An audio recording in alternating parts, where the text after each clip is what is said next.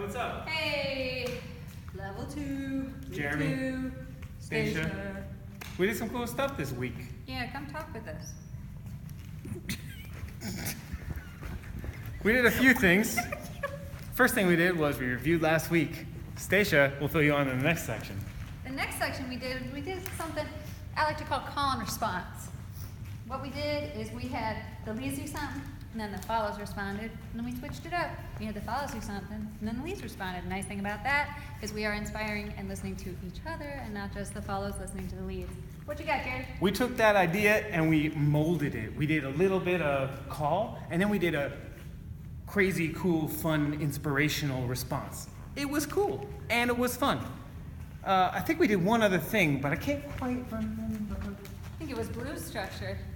We talked about blues structure not being your typical AABA 4/8 in a row, but this one is a little longer. It's 6/8 or 12 bars.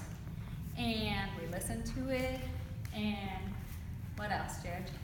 You guys did great. See you next week.